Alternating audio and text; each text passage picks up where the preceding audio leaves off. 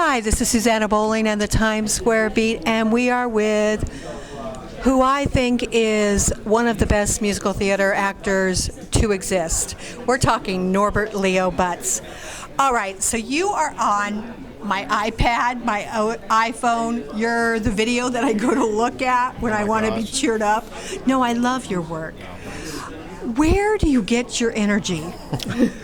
I get asked that boundless. all the time.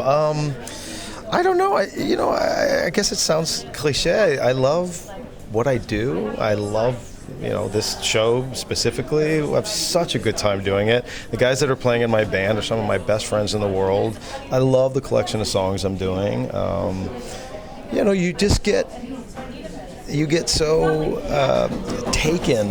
swept away by an idea or by what you're trying to communicate that you'll do anything to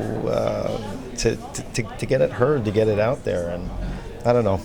Now, you do musical theater, but in your band, it's a little bit more rock and roll, a little bit more country. Yeah. It's interesting. My musical theater knowledge is actually quite limited. I didn't do musicals before coming to New York City. Rent was my first musical. It was a rock and roll musical. I grew up singing as a kid and in church and choirs and all that kind of stuff.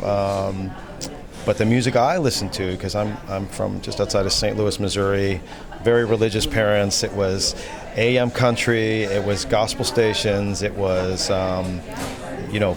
that sort of country folk gospel music, really, church music. And it wasn't really till I got into and my dad was very strict about lyric content, so, no real rock and roll in the house. So it was, of course, that's what we all gravitated to, the illicit is what leads us all. No, that's really funny because when I was singing, I picked every song that had every swear word in it so I could get a rhythm. Of course. The forbidden fruit. And so, and my voice was sort of suited to it. So, I grew up listening to a lot of hardcore country, a lot of rock and roll and pop songs, and then kind of came through musical theater a completely different way. Now, how did you dance so well? Because it's your dancing that is just effervescent. My dad was a dancer, not professionally. He trained as a kid, and he did work a little bit professionally, in his early teen years, doing some theater in St. Louis, and then became an athlete and sort of stopped dancing. And he always tried to get me into dance class when I was little because I could just move instinctually, and I would fight it. My brothers would make fun of me, and guys at school, and I regret it to this day that I did not go and get formal training. My father was trying to tell me that I would need it someday. He was so right. So basically, I'm going to be 50 next year, so my tights are going to be hung up permanently pretty soon. But throughout the years, you're working with great choreographers like Jerry Mitchell, Susan Stroman.